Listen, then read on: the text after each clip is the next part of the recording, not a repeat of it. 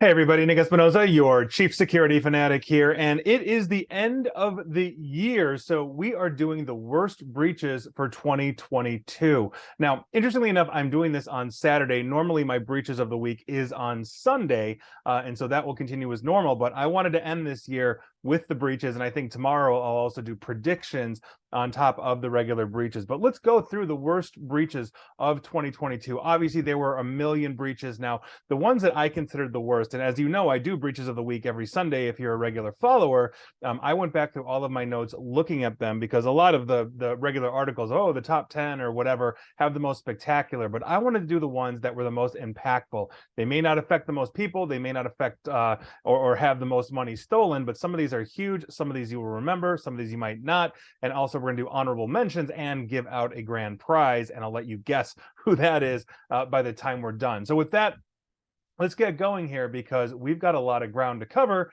And with that, let's start in January. These are, for the most part, in chronological order until we get to the honorable mentions and obviously our grand prize winner. And so with that, in January, Crypto.com got hit, and basically the attackers compromised only 439 accounts, but that was a combined over $30 million US stolen from Crypto.com. That was one of the largest and most complex data breaches in the cryptocurrency world, although in 2022, we saw a lot of other cryptocurrency exchanges hit as well, but Crypto.com, a big one for sure in that world. Moving on, also in January happened to be the Red Cross. That's right. This is the international relief organization that goes into war zones and helps people. And they had highly confidential information of over 515,000 individuals that they have helped expose. Now, this is obviously a very huge issue because the Red Cross basically helps the disadvantaged, refugees, detainees, missing persons. Like I said, they go into war zones.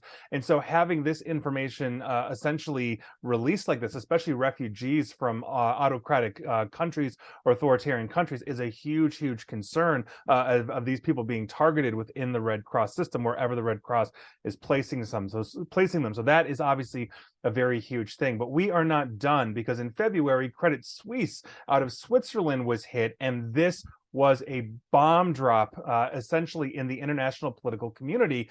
They exposed 30,000 customer accounts. Some of these accounts were like war criminals, drug traffickers, human traffickers, corrupt leaders, heads of state, this kind of thing, because the Swiss are known for their privacy. We are talking about over $100 billion under assets essentially exposed in these 30,000 customers or so. And it was an amazing look at just to see how corrupt officials were moving and storing money out of their countries, not to mention the war criminals of the world basically squirreling things away. If they've got to get on that jet and escape because the revolution is coming, they're good. Credit Suisse, that was a huge black eye, and the European Union was investigating because, again, the last thing we want to do is help war criminals and human traffickers, not to mention corruption out there as well. So Credit Suisse was a huge one as well.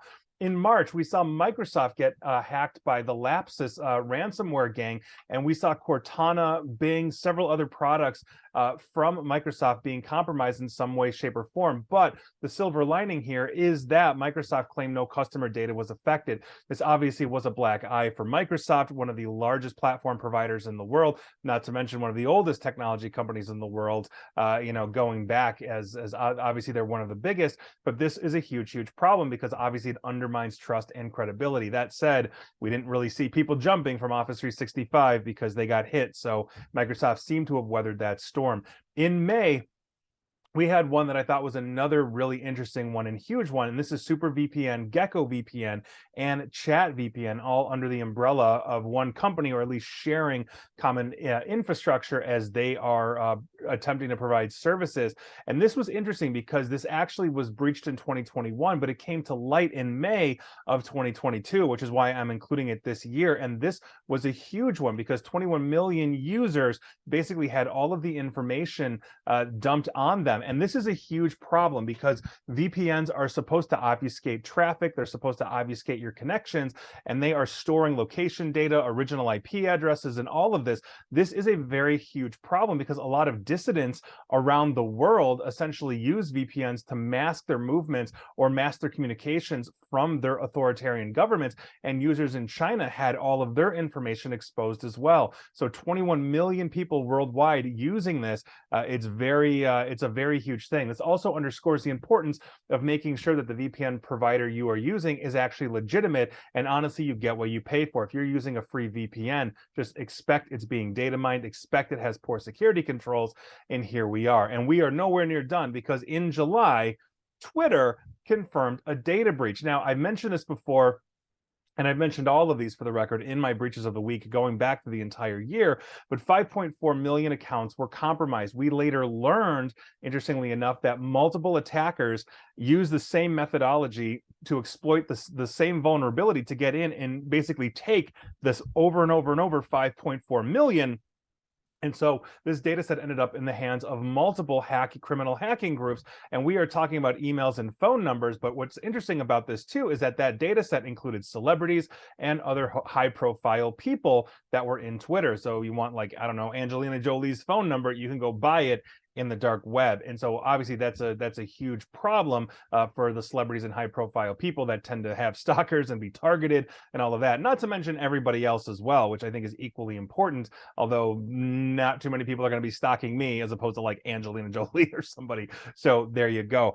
With that, we stick with July because Samsung had to declare a data breach as well. Now, they disclosed this in September, but the actual attack happened in July. And then in August, they actually determined that personal information of users from their Samsung.com accounts, meaning if you have a Samsung phone, you might have signed up for a Samsung account to get into the Samsung App Store, as Android allows third-party app stores like Samsung to go on there. And they had personal information, essentially whatever you gave them, exposed in this July data breach that was disclosed in September. So if you have a Samsung.com account, you might want to check in with them. But again, if you're a regular follower of me, you already have, I hope. So there you go.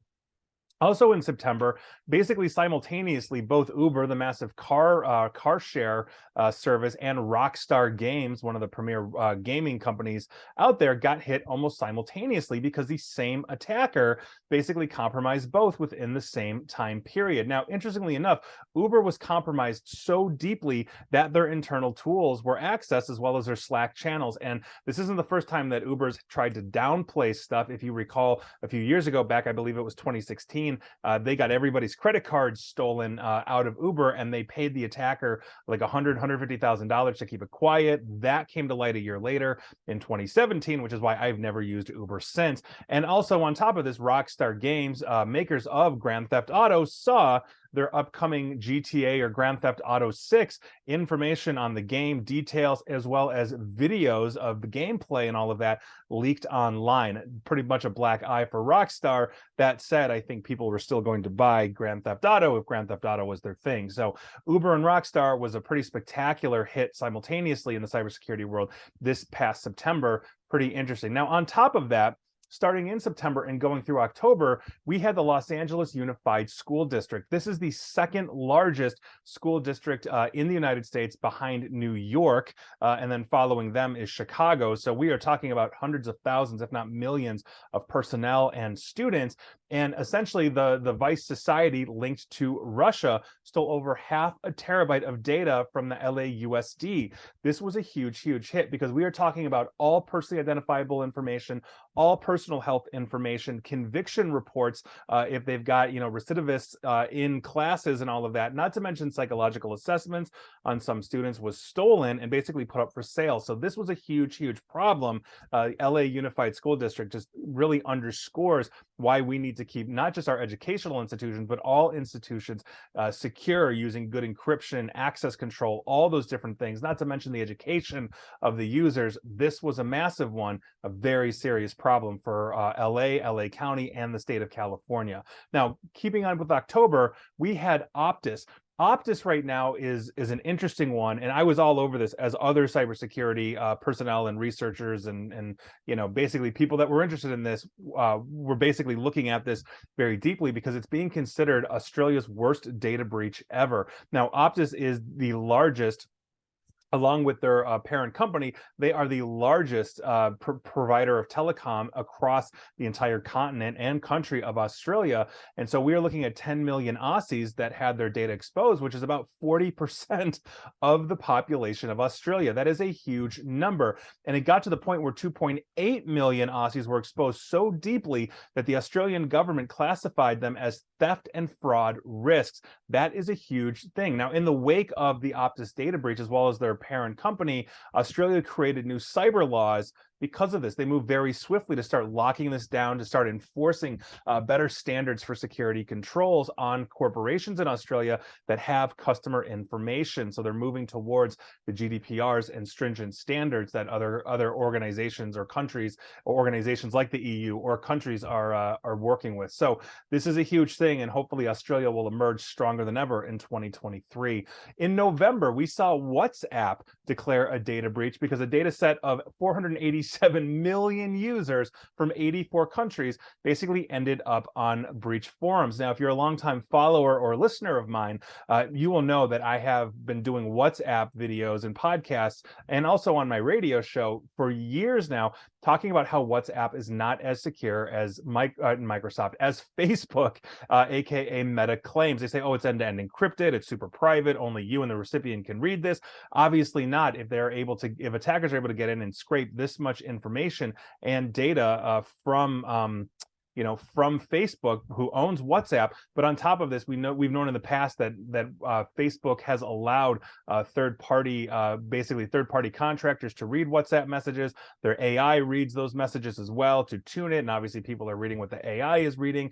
So WhatsApp is a mess. If you're using WhatsApp, understand it is not secure, or as secure, I should say, as Facebook, aka Meta, claims that it is. Now, the largest of the sets here that were hit were from the United States of 32 million, the UK at 11 million, and Germany of 6 million. But again, 84 countries were hit to the tune of 487 million users.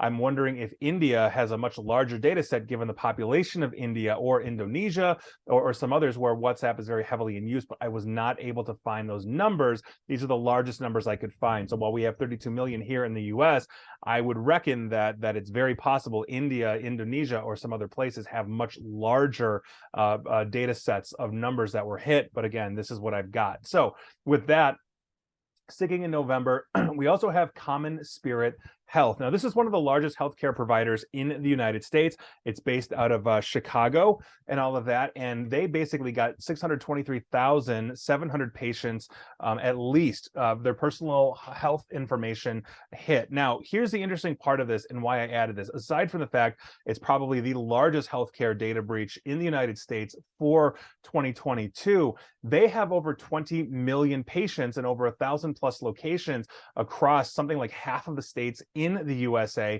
And so it's very possible as they investigate this, that 623,000 may go up and up and up. This is going to be a huge breach, I think. And we might not see disclosures for months or a year or two or whatever.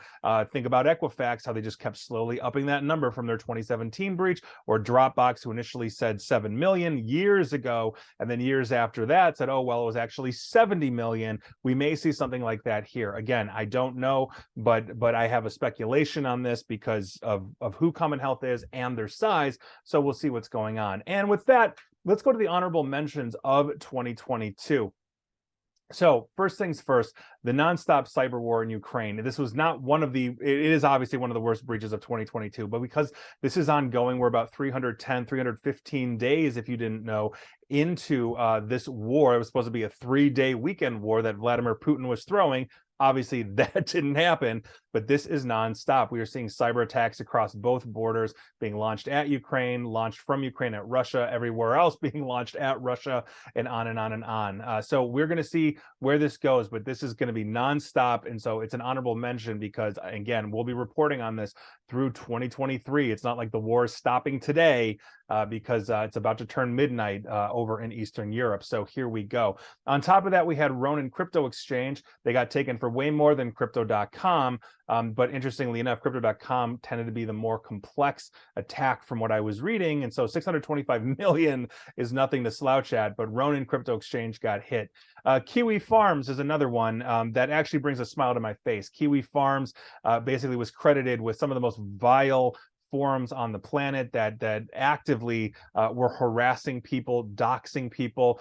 There was at least one confirmed suicide by a transgendered individual because of essentially attacks launched from members of the Kiwi Farms forum. And so ethical hackers, or I don't know if I should say ethical hackers, but hackers went to work on Kiwi Farms, shutting it down. No hosting provider would take it anymore. Even the shadier ones that essentially are hosting some of like the neo-Nazi sites wouldn't take them. And so Kiwi Farms was essentially defunct. And quite frankly, that makes humanity better. So I am really glad for that data breach. And I don't say that often, but Kiwi Farms is the worst of the worst. On top of that, we had Toyota. Yes, Toyota, the massive car maker, 300,000 users of their T-Connect telematics service was hit, basically, or I should say exposed by virtue of everything else. This was, I think, part of the SiriusXM hit as well, which I did not mention in this video, but SiriusXM had a huge problem with multiple car brands exposing what's called an API, and those in cybersecurity know exactly what that is,